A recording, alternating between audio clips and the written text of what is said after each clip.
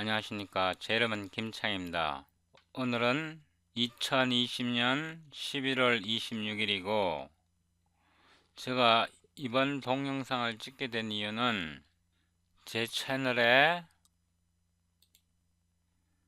저한테 메시지를 남겨주신 유영준님 때문에 제가 이 동영상을 찍게 되었습니다.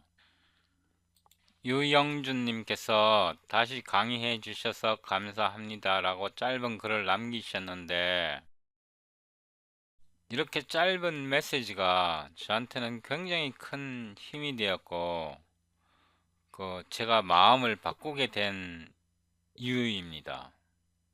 제가 지난번 동영상에서 비주얼 스튜디오를 설치를 했는데, 제가 전체 설치 과정을 다시 보여드리고 싶은 이유가, 프로그램을 설치하지 못하면 뭔가를 해보고 싶어도 할 수가 없어요. 설치하는 과정이 가장 저는 중요하다고 생각하기 때문에 설치 과정을 전체를 다시 제가 찍으려고 결심을 했는데, 그러다 보니까 제 하드 드라이브에 설치해야 될 프로그램이 너무 많은 거예요. 제가 이게 C 드라이브고 이거 D 드라이브인데, 저는 C 드라이브에는 프로그램만 설치해요. 그리고 D 드라이브에는 모든 작업 파일이 들어가요. 이렇게. 그리고 백업에는 이 덤프 폴더에 이렇게 고스트로 백업 이미지가 있어요. 백업 이미지가 있는데, 지금 C 드라이브에 프로그램만 설치된 게 얼마냐 그러면 214GB예요. 굉장히 많은 프로그램을 제가 설치가 돼 있고, 근데 이 프로그램들을 제가 다 쓰는 프로그램이에요. 다 사용하는 프로그램. 이거를 다시 설치를 하려고 하니까 이게 며칠이 걸려요. 진짜로 며칠이 걸려요. 설치하고 설정하고 설치하고 설정하는데, 그래도 제가 다시 설치하는 모든 과정을 보여드리기로 결심한 이유는 유영준님 때문이에요. 유영준님께서 이런 강의 다시 해주셔서 감사합니다라는 메시지를 남겨서 제가 너무 고마워서, 제가 지금 사용하고 있는 게 영어 윈도우거든요. 여기서 유저 인터페이스만 바꿀 수 있어요. 유저 인터페이스만 바꾸고, 비주얼 스튜디오도 여기서 툴에서 옵션에서 여기 있네요. 인터내셔널라이제이션 설정해서 한글만 또 다운로드해서 설치해버리면 한글로 다 바뀌어요. 제 비주얼 스튜디오가. 그런데도 제가 이걸 다 버리고 다시 한글로 설치하는 모든 과정을 다시 동영상 찍겠다고 결심한 이유는, 진짜 이게 하루 이틀 걸리는 작업이 아니에요. 일주일 이상 걸려요. 모든 걸 다 설치하는 데는 그 이상이 걸릴 수도 있고. 그런데도 제가 이거를 모든 과정을 다 다시 보여드리겠다고 결심한 이유는, 다시 강의해 주셔서 감사합니다라는 메시지를 남기신 유영준님 때문이에요. 인생을 살아오면서 많은 기회를 가질 수 있는데, 근데 그 기회라는 게 준비된 사람한테만 와요. 준비되지 않은 사람한테는 기회조차 없어요. 그리고 준비된 사람에게는 많은 기회가 와요. 제가 군대에 사병으로 입대를 했는데, 제가 1988년 4월 18일 날 의정부 306 보충대에 입대를 했어요. 그리고 1사단에 배정을 받았고, 1사단에서 12연대에 배정을 받았고, 106인가 그 60 기관총이 주특기였는데, 그 문산에 있는 12연대 1대대 1중대 그때 2세대였던 것 같아요. 하여튼 거기에 배정을 받았고, 제가 2등병이었을 텐데, 2등병 막 자대에 와갖고 4월 달에 입대를 해갖고 훈련 받고 자대 배치됐을 때 한 2, 3개월 정도 지났을 텐데, 9월인가 8월 말쯤 됐을 텐데, 그 자대 배치된 지 한 두세 달 정도 지났을 텐데, 그 전투 지휘 검열이라는 그런 게 있었는데, 그때 무엇을 해야 되냐 그러면, 우리 대대에서 전투진지까지, 그러니까 주둔지에서 전투진지까지 통신선을 다시 설치해야 되는 거야. 다시 까는 거. 각 전투 그걸 뭐라 그럽니까? 참호가 있잖아요. 그거 뭐라 그러지? 벙커가 있잖아요. 그런 벙커까지 다 이거 전선을 다시 깔아야 되는 거, 통신선을 다시 깔아야 되는데 남해 밭을 통과해서 통신선을 설치할 수가 없잖아요. 그러니까 우리 주둔지에서 비포장도로 길을 따라 길 옆을 파갖고 통신선을 다 설치하는 거예요. 통신선을 설치하는데 그 거리가 멀지도 않아요. 한 5km에서 한 8km 정도 돼요. 우리 주둔지에서 방어 진지까지. 그런데 그 비포장도로에 통신선을 설치하는데 그 비포장도로가 다져진 비포장도로란 말입니다. 그 시골에 차가 왔다 갔다 하면서 다져진 비포장도로에 통신선을 설치하는데 장비라고는 우리가 쓰는 야삽밖에 없어요. 야전삽. 그거 진짜 힘없거든요. 그거를 가지고 뒤집어 갖고 곡괭이처럼 만들어 갖고 다져진 비포장도로를 파 갖고 통신선을 설치를 해야 돼요. 통신선을 쫙 설치를 해야 되는데 그걸 며칠 동안 해야 되냐 그러면 며칠 안 걸려요. 한 2, 3일밖에 안 줬어요. 그 당시에. 한 2, 3일 동안 그 통신선을 다 설치를 해야 되는데 그러니까 전 대대가 다 나와 갖고 전 대대 병력이 다 나와 갖고 구역을 나눠 갖고 야삽으로 파요. 곡괭이도 아니고 군인들이 쓰던 야삽으로 그걸 팔려니까 그걸 팔 수 있어요. 야삽이 다 부러져 버려요. 야삽 모가지가 다 부러져 버려요. 오전에 첫날 투입해갖고 한 10시에 도착해갖고 한 2시간, 3시간 일했는데 막 그 짬밥 있잖아요. 그 밥을 갖다 주잖아요. 9시에 10시에 도착해갖고 한 2시간 정도 일하고 그 다음에 밥에 와갖고 밥을 먹고 있는데 이게 뭐 한 12시 넘어갖고 1시 전쯤 됐을 거예요. 그런데 그 2시간 일하는 동안에 야삽이 부러져 나가는 거예요.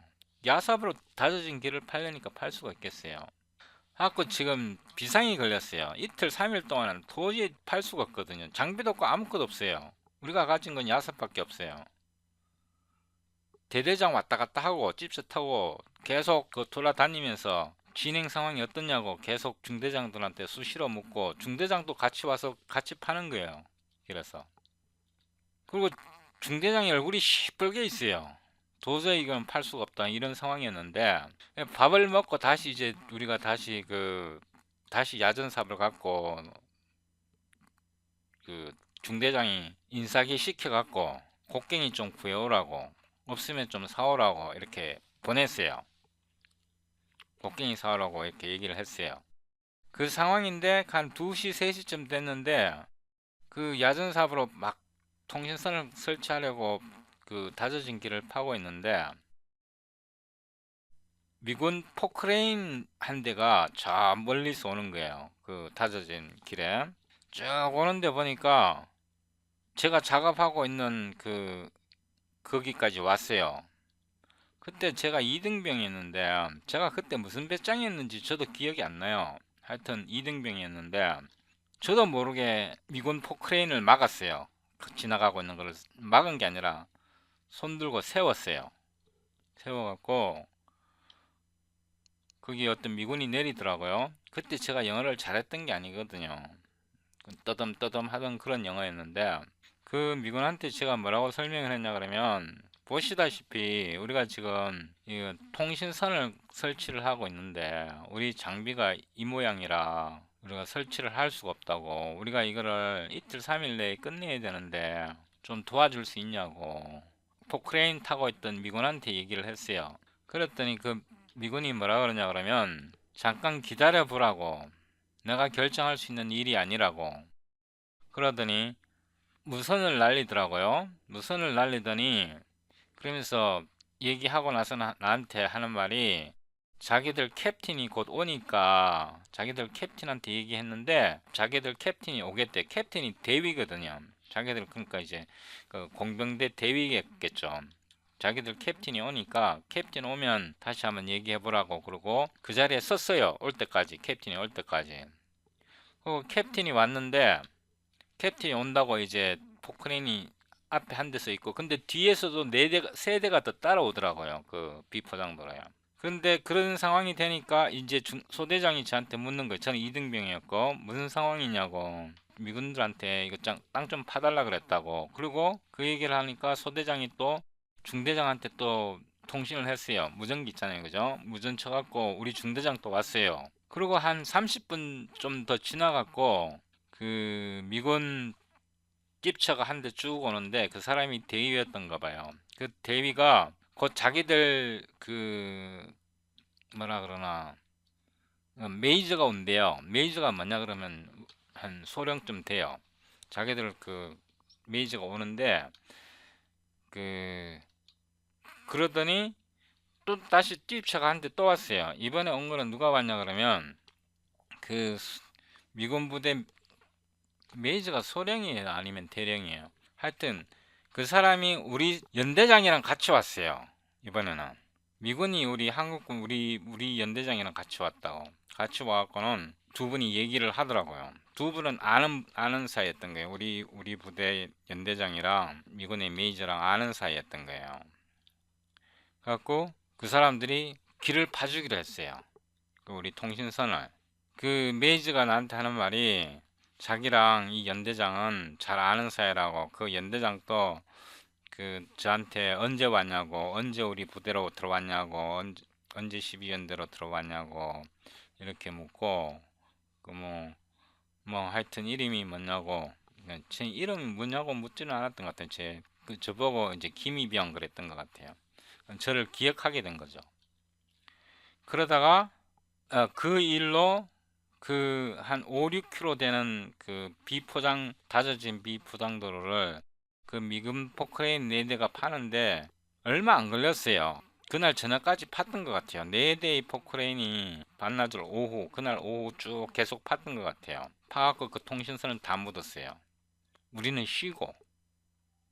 그리고 잊어버렸는데 제가 그 우리 12연대가 GOP 경계 근무에 들어가갖고 제가 이제 상병에서 병장으로 진급할 때쯤 됐는데 그때 소대장이 우리 소대 그 GOP 경계 근무 쓸 때 소대장이 그러더라고요. 중대장이 말씀하시는데 그 김상병 병장으로 진급하면 우리는 이 GOP 경계 근무에서 그 후방으로 후퇴하는데 후퇴라 그러나요? 뭐라고 후방으로 나가는데 그때 나갈 때 김상병 미군 부대로 갈 수 있냐고 그러더라고요. 미군 부대로 전출 갈 수 있냐고. 미군 부대가 아니고 그 JSA 부대라고 그랬어요. JSA 그 정보를 다루는 부대가 있었는데 JSA 부대로 그 갈 수 있겠냐고. 그래서 제가 소대장님이 왜 저한테 그런 말씀 하시냐고 그랬더니 연대장님이 김상병을 추천했다고. 김상병을 기억하고 있다가 그 JSA의 그 정보병, 그 정보를 번역하는 거죠. 한국군과 미군 사이에 주고받는 정보를 그 번역하는 정보병이 필요한데 그리로 갈 수 있냐고 그러더라고요. 그래서 그 당시에는 너무 좋았어요.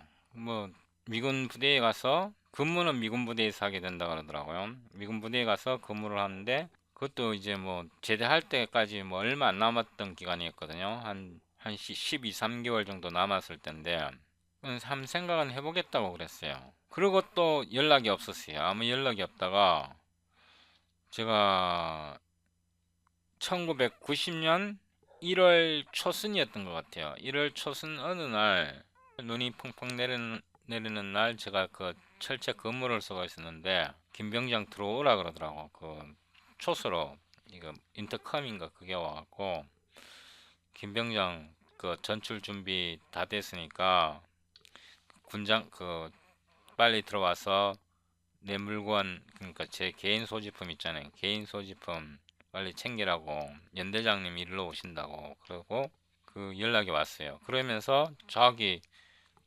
저 근무 쓰다가 중간에 교대병이 2명이 왔어요. 저 때문에 제가 이제 그걸 하게 되니까 전출을 가게 되니까 근데 저 멀리서 이제 교대병이 오더라고요. 그리고 교대병이 오면서 김병장님 전출 간대요 이런 말을 하더라고요. 저는 이제 물론 전출 가는 거 알고 있었죠 미리. 근데 그 후임병들은 처음 듣는 얘기죠. 소대장은 저한테만 얘기를 했으니까.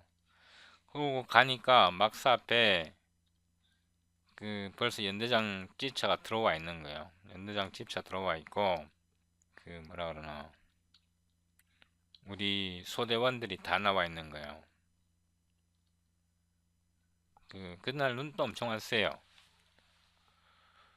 그래서 그렇게 해서 제가 미군 101 정보대라가 있는데 101 인텔리전스 배탈리언이라고 있는데 거기 가서 제가 제대할 때까지 정보병으로 일을 했어요.